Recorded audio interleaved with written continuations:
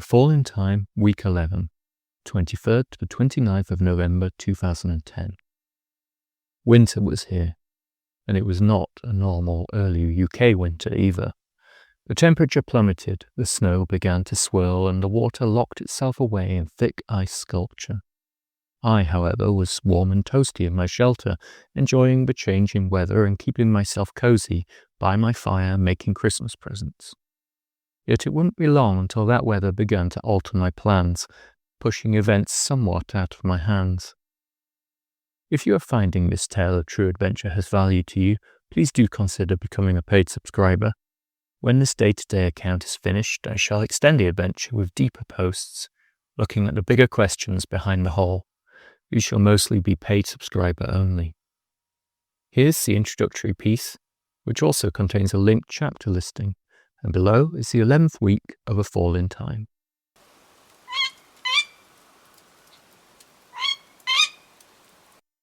Banking for the Future.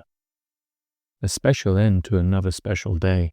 Journal 2, 23rd of November, 2010. Dawn was colder than I had yet experienced, but without a hard frost. The chill seemed to be in the air, hovering, awaiting orders to descend and decorate all with rime, harden with ice. It was becoming increasingly difficult to fill my water bags from the small pool I had cleared. There had been no rain for days, and the water level was dropping lower and lower as I competed with the deer and other animals for fresh water. I knew if this continued, then I would have to revert to my previous, much longer walk down into the glen and the burn below. The riot of colour from just a short time ago was gone. The land mostly shades of brown and grey, colour leached and leaves pulled around it like a blanket, waiting for the snow, and snow felt close on this day. The skies were again intermittently purple, brown, leaden, and full of a promise of flakes soon to fall. Then they would clear, leaving azure and cerulean shades above and below reflected in the still waters. I walked again, covering long distances as I followed deer trail and track, exploring cracks and crevices in the shattered rocks, studying where there was still sign of the battle of the stags, churned moss and soil, muddy wallows, thrashed and frayed branches, and long gouged marks where one had pushed the other. At one point on my walk, I was sitting near the top of one of the hills, my back to an oak, when an RAF tornado flew below me. I could have thrown a stone and hit him, he was so close. He did not see me. The birds did not like the screaming of the jet engines and fell silent for many minutes after he had passed, before returning to their frantic feeding. The pilot returned later when I was sitting in my shelter drinking tea, but he did not stop for a cuppa. Every holly bush and rowan seemed laden with berries, as though they knew something about the harshness of the coming winter. The holly was splendid, glowing with scarlet and deep, rich emerald and cadmium green leaves. Her time in the shadows where she spends all summer was at an end, her glory upon her. The birds fed well. I returned to where I had found the remains of the ancient building, the ground opening up her secrets with the passing of the bracken. The shadows from the low sun enabling more to be seen. Vivid colours would fade when the sun hit its face once more, contrast gone, drained, dark, dank and dull. As I paused and studied moss, rocks, branch and track, the local buzzards circled above me, obviously hopeful I must soon surely expire and present a decent feeding opportunity. I photographed a dead moth in my favourite bog, and looking around I realised there are many other dead things here, the dark still waters seemingly gathering the dead to their cold embrace. Returning to my shelter was always a wonderful thing, rearranging oak logs and breathing fresh life into the fire, the space within, despite the hole in the roof, warm and cosy. My journal from this date was extensive again, with notes including a list of things I have been thinking about, such as singing the Littlest Hobo theme under my breath whilst walking, making a flute from deer leg bones, what the past months meant to me, how I could always return to those woods if times were tough, whether literally, physically, or in my mind. Finally coming to terms with certain relationships and their ends, a period of deep acceptance. how I felt set for the future, physically and especially mentally, with all the right pieces of the puzzle to progress and actually live life on my own terms. There are other points on this list, each demonstrating just how much thinking I was doing. Remove the chatter of modern life and you have little choice but to think. I ended the list with the words, truly, truly exciting times. The sunset was another stunning display, shades of pink reflected in the sea loch. As I watched, the temperature grew colder and colder, and I knew it would freeze hard that night. On nights like this, sound travels far. The haunting call of a loon special, the hum of distant cars more irritating. The falling of the leaves meant much more sound reached my ears, and it was not always a good thing. As the temperature plunged, it felt good to be able to stand outside looking at the stars, then retreating into the warmth for a time before repeating. The moon that night rose suddenly with a silvery intensity reflected on water and oak both. I felt lucky to have witnessed her arrival, so swift the light changed. It was one more wonder in a series of wonders, another moment engraved into my memory. I really was banking for a future, as that old man on the last train I had travelled to this place had said 10 weeks earlier to the day.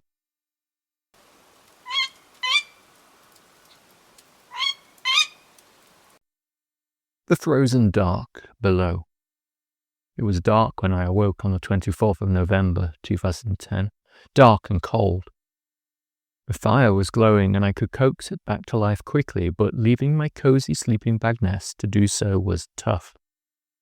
The dawn was slow, the sun seemingly struggling to wake and claw herself above the mountains to the east, and before she did, she shone through sparse and frozen clouds, creating a stunning prismatic, nacreous effect, as though they had been dipped into rainbows. The progress of the sun towards the shortest day meant that sunrise moved further and further south, and as it did so, it moved behind taller peaks, making dawn even later. Rising in the dark meant my early companions were the stars, before they were replaced by pre-dawn grey, wet slate colour turning to dry, then to pigeon, before the night slipped away once more. Each night now the temperature dropped a little lower, and each morning I kept expecting snow. The ground was drying out, the moisture retreating into the depths of the peat, hiding in crack and crevice, the air feeling sharper in the lungs. My camera was struggling, giving me errors which I later learnt were due to a cold. It had been over a week since there had been any rain, which is rather a long time for the west coast of Scotland. I was glad my camp was on a south-facing slope. Many of those facing north no longer saw the sun at all. She would rise, roll along low, keeping her head down, trying not to be noticed, as though she could not wait to sleep once more, to set snuggled into the watery embrace of the Atlantic. Direct sunlight was limited to only a few hours, 6 or fewer, and I knew it would be fewer still further north at Christmas, where my parents and sisters lived. There, the sun really does not want to be seen during winter, exhausted by being up all day and much of the night in summer. Standing, with feet getting colder and colder, watching the line of daylight slide down mountain and hillside like a slowly falling theatre curtain is something I will never tire of. Feeling the sun hit your face after a frigid night is astonishing, a moment of pure primal or animal joy. In the sheltered hollows there was still moisture enough for frost, and beautiful crystals seemed sprayed everywhere, coating leaf, twig, bracken and moss. The bogs had frozen over in swirls and patterns, art which only I would witness in person. I felt honoured to have shared in that first thick freezing over of winter, and tried to capture the beauty in a series of photographs. As I stared into the depths of the bogs through crystal clear ice, I imagined someone or something staring back from beneath, the bog dweller, Miawith, water spirit, those who were feared and venerated over thousands of years. Having the ice between bog and myself felt oddly disquieting, and I really kept expecting to see movement below. The frozen mud would hold my weight for a moment or two, then break, sucking me under, the ice adding to the difficulty of moving through the bogs. I took more photographs of ancient building remains, wondering how long since someone had lived there, and how long people had lived there before they were cleared away, moved on to the cities or even further, Canada, the US, Australia or New Zealand. They may be long gone, but the ground remembered them still. Remembered the times that children would play in those hills and glens, that laughter would ring from crag and tree. I'd been hearing more strange noises, things I could not explain, similar to those I discussed in my Halloween post, but I did not feel fear. Perhaps it was just the effect of the fallen leaves and atmospheric conditions, sound bouncing and travelling strangely, or perhaps it was something different, some distant resonance released by stone and bog, heather and tree. It did not matter. I meant no harm to this place, and I was sure the land knew.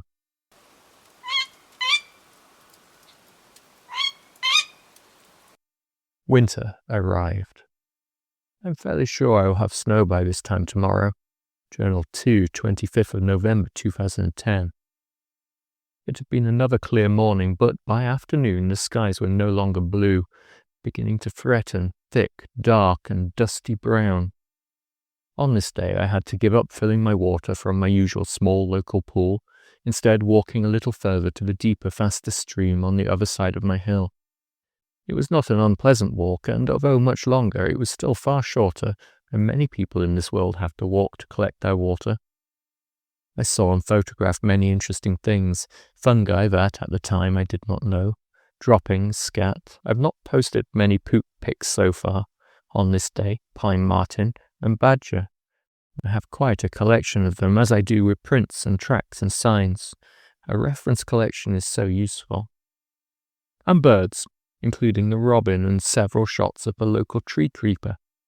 I especially like the shot of a tree creeper flying upwards. It reminds me of old paintings of birds, which just demonstrates how, even hundreds of years ago, observation was key. The camouflage of a tree creeper is second to none, and when they tuck themselves into hollow in the tree bark, they can virtually disappear. The air smelled of snow, and even the salty, brackish pools of water on the foreshore were frozen. I was lucky the burn still flowed, even with a much diminished water level. I've always loved snow, perhaps as I tell people because I do not drive, but for whatever reason, the thought of the first flakes of the season thrilled me. By the time I took the photo of myself, the odd flake of snow was beginning to wisp through the hole in my shelter roof, and the temperature was hovering around freezing. I, however, was quite warm and cozy, my oak logs providing more than enough heat for my humble home. My shelter was becoming increasingly full of the things I had gathered, a birch log awaiting its turn to have the bark carefully removed for craft purposes, seal bones, stones, shafts for arrows and spears, and all manner of other found flotsam and jetsam. Things I had found, things I was making or had made, and things which would eventually be turned into something else. I think this self-portrait, smoking my pipe, my head torch off, but still glinting on my forehead, my beard looking somewhat wild, captures those evenings perfectly. I was happy, even as winter had arrived.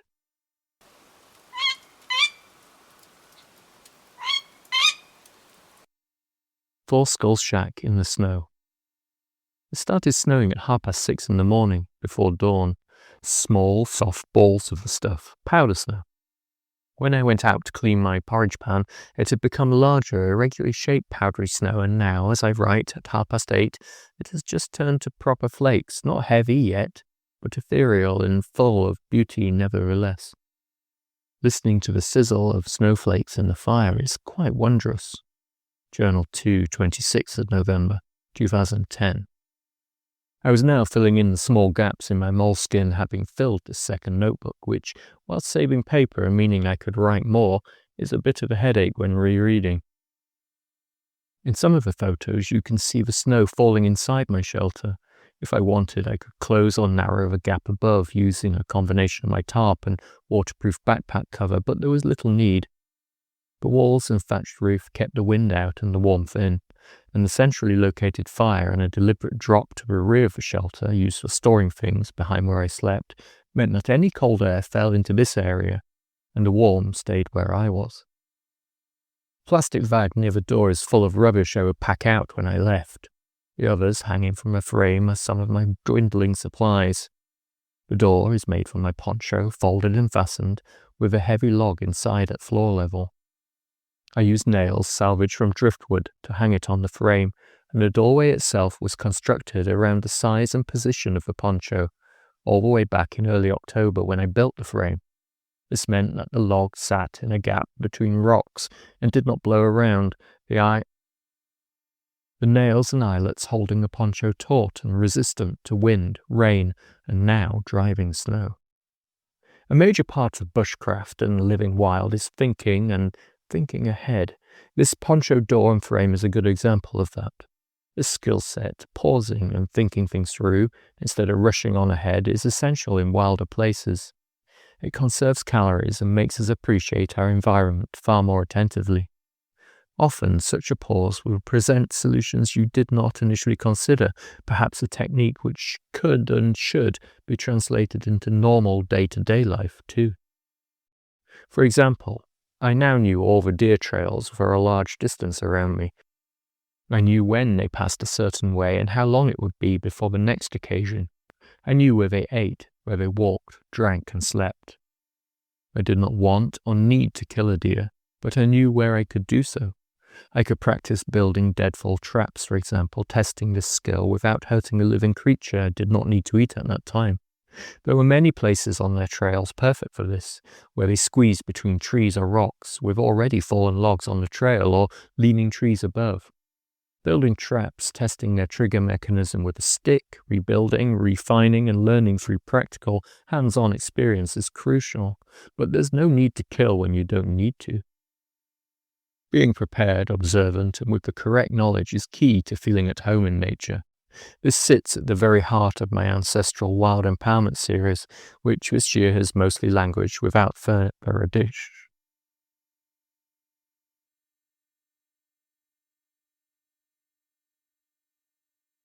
This sits at the very heart of my ancestral Wild Empowerment series, which this year has mostly languished without further addition, something I hope to change soon. In some of the photographs you can see Four Skull Shack in the snow. You might notice that where it isn't entirely finished, still some leaf litter and forest floor debris to add, and the final layer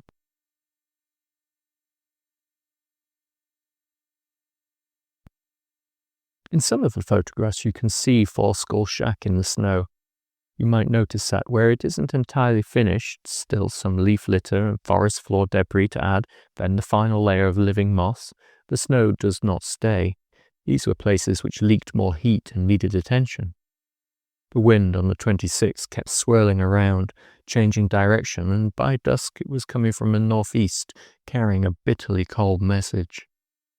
There is a wisp of smoke escaping from the hole in one picture, and I often wondered what would happen in the rather unlikely event someone happened across my shelter, seeing smoke rising from what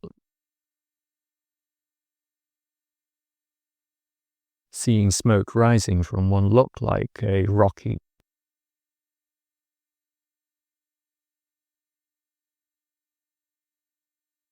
Seeing smoke rising from what looked like a small rocky and moss-covered outcrop.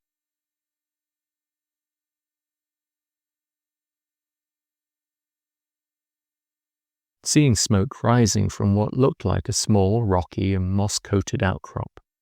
Maybe this is where Tolkien got his idea for hobbit holes, another person living wild, closer to the nature, and although technically alone, also surrounded by friends. The snow had been threatening for days, but it arrived hard and fast on the 26th of November. This video was shot where I was refilling my water bags. I heard a deer bark and managed to catch him disappearing into the woods. It is not the best video being filmed on a camera 15 years ago, but it serves as a reminder. By the time I was heading back to my woodland shelter, I couldn't see far at all. The snow was so thick.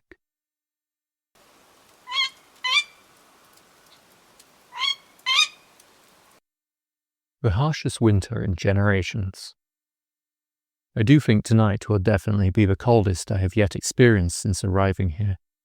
It is -6 degrees Celsius, 21 Fahrenheit in Maleg, and that is closer to the coast, lower down, and a village.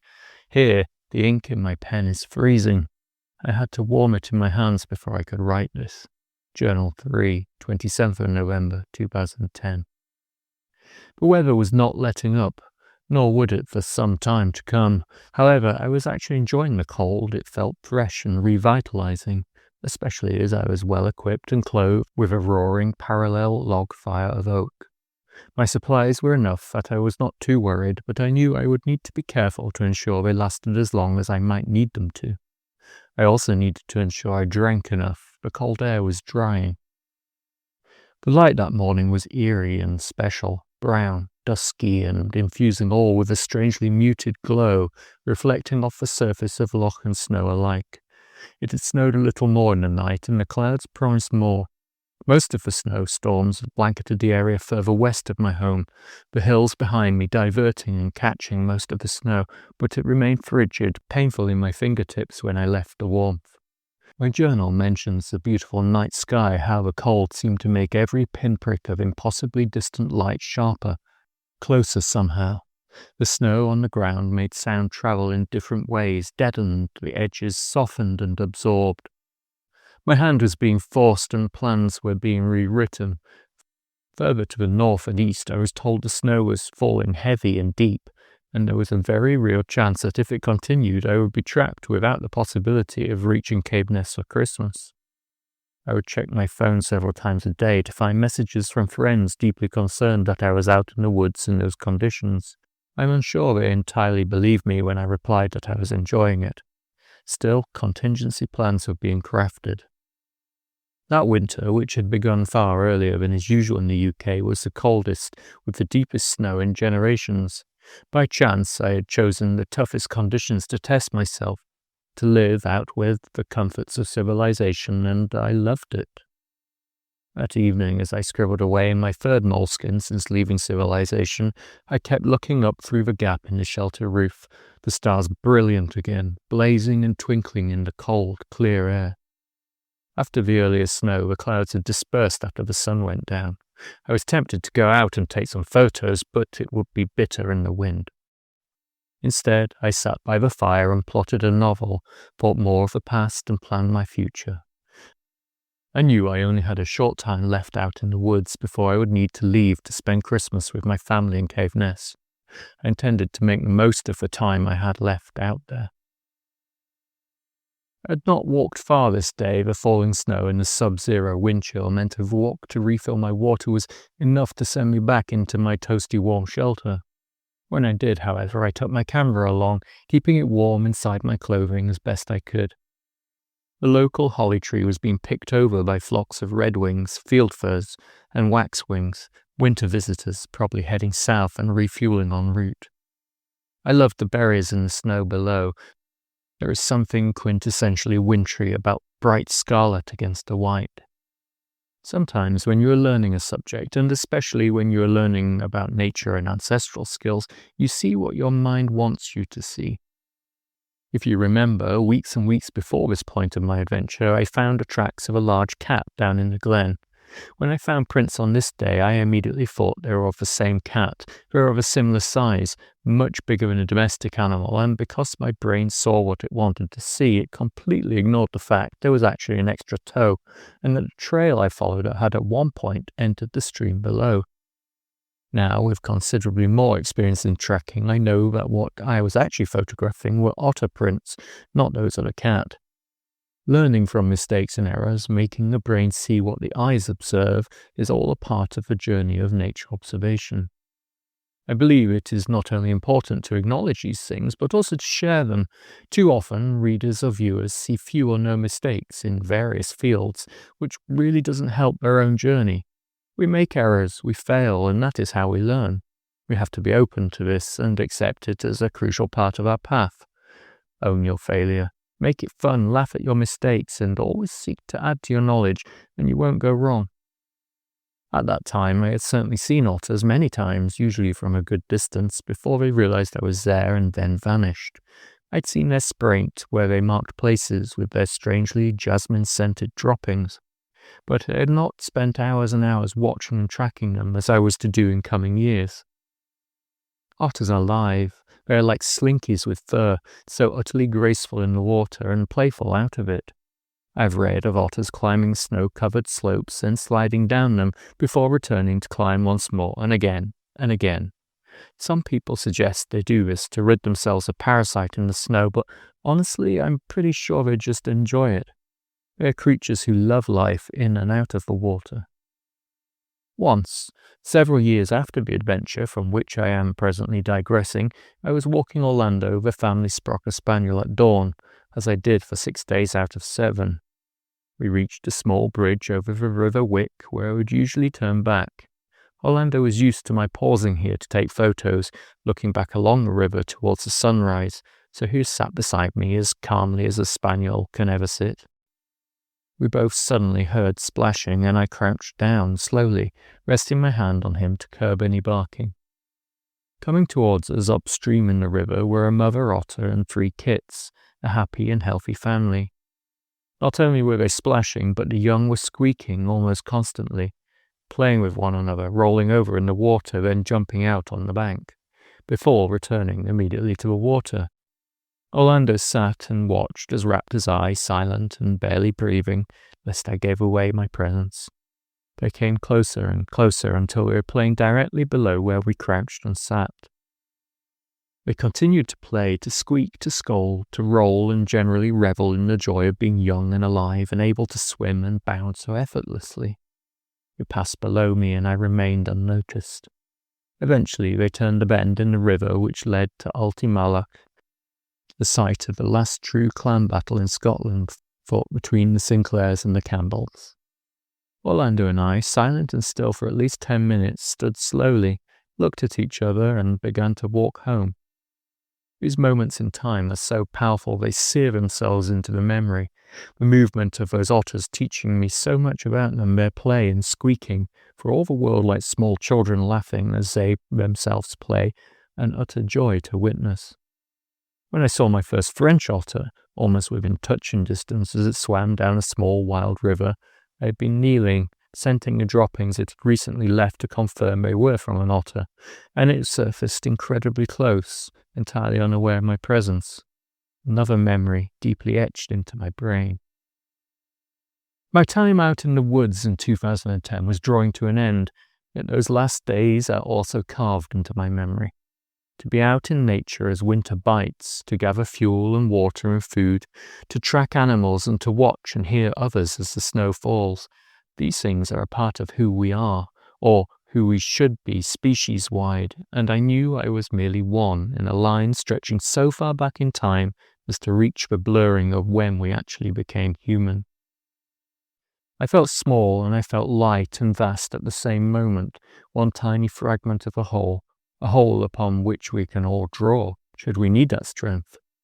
I think these days, more than ever, we do.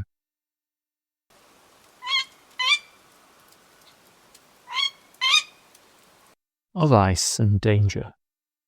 November the 28th, 2010 dawned cold and clear, far colder than the already sub-zero days before. When I left my shelter that morning, I noticed a wealth of sculptures formed by gravity, water, and the temperature. Icicles everywhere, columns here, sheets of bubbled, frozen water there. Anyone who knows Scotland also knows how the peat of the moorland holds water like a sponge, slowly releasing drips in nearly all weathers. Those drips come together, flow in rivulets which form tiny streams, burns, which become larger and faster and deeper, before ultimately flowing into loch or sea.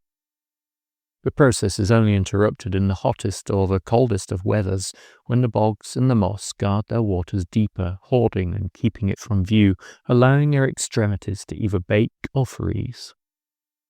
The lack of rain meant those drips had already slowed my small pool and burned too dry to gather my water. Now it was a further problem, an array of crystal chandeliers, sparkling in the sunlight like diamond and to me worth as much.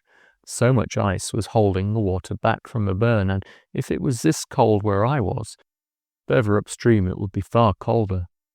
I was, however, entranced by the sculptures and took many photographs, trying my best to capture the sparkle and shine, the purity and sheer wonder of nature, providing yet another example of unparalleled art. But I also had to be careful. Although the air was crisp and clear and nothing thawed on this day, the sheer weight of the ice would sometimes rip their moss anchor free from a rock to which it clung. This can be seen in one of my photographs. this icicle falling and landing next to me as I walked back to my shelter. I did not fancy being impaled by a falling spear of ice. I also wondered if the cold was affecting my brain. At one point on this day, I was not as careful as I usually was when felling a long dead oak for firewood. It was not a vast tree with a diameter of around 20 centimeters, 8 inches, and about 11 or 12 meters tall, 36 to 39 feet. But it was heavy enough, nevertheless, and it did not fall in the direction I had intended, bouncing off another tree to head straight towards me. I was fast and fortunate in that I moved quickly enough that it only caught my shoulder a glancing blow before catching in the tree behind me, but had I been a step to the left, it would have hit me on my head. After this experience, which certainly sent the adrenaline flowing, I cut the oak into logs and stayed close to my fire for the rest of the day, writing, smoking my pipe, drinking hot tea after tea, and eating. Enough danger for one day, unless you include trying to take a relatively decent photograph of the length of my beard.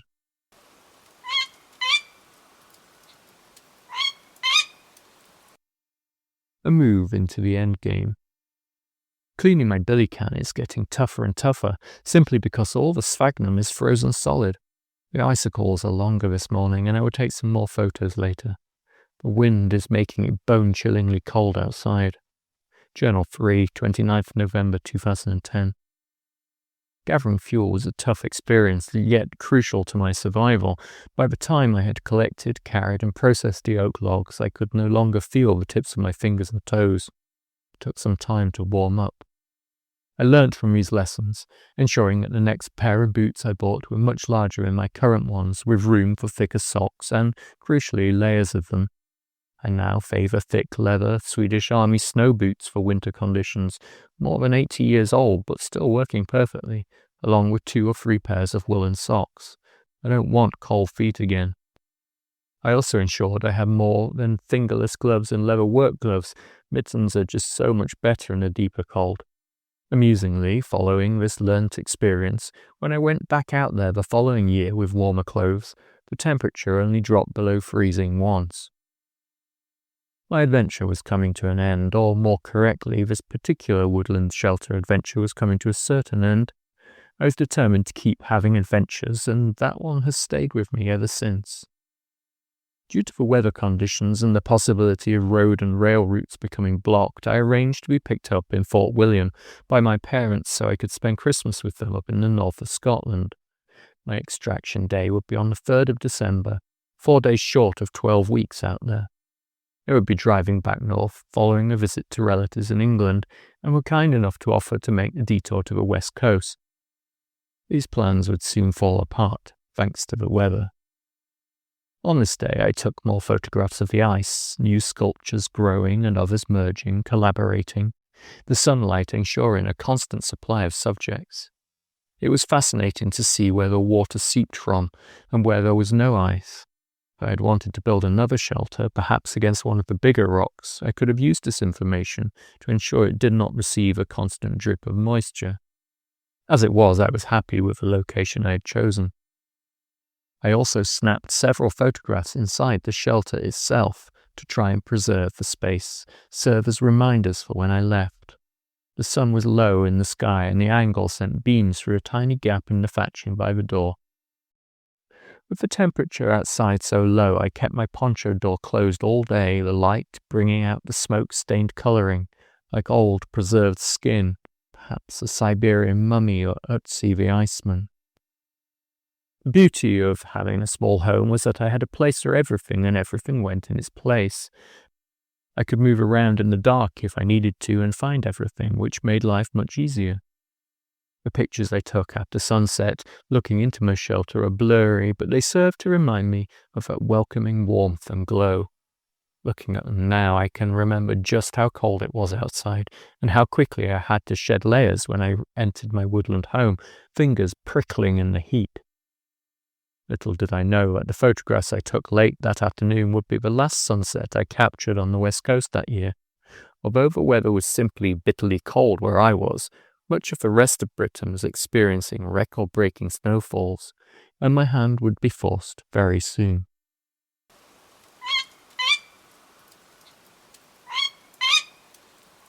What about you? Is there a song which you associate with a period of your life after it got trapped there somehow? If you're UK-based, what are your memories of a winter in 2010-2011? Did you get out into the nature feeling that bitter, ferocious cold with every breath? Have you also developed an addiction to tracking animals, trying to piece together those puzzles and mysteries left behind by living creatures? And do you enjoy learning from your mistakes, failing and failing better until something just works, or does that frustrate? Finally, if you're enjoying these posts and wish to support my work but do not want to pay to subscribe, you can also leave a tip of any amount. To read the introduction to my autumnal and by this point very cold and wintry 2010 adventure, click here. This page also contains a full navigation menu. To go back to week 10, click here. I hope you're enjoying reading this revisited journey as much as I enjoy sharing it. If you have liked it, please share with anyone else you think may enjoy the adventure. I truly appreciate every share, like and comment. I will reply to everyone who leaves a message. And please, if you aren't already, do subscribe. I value each and every one of you who has. Thank you. Many thanks for listening.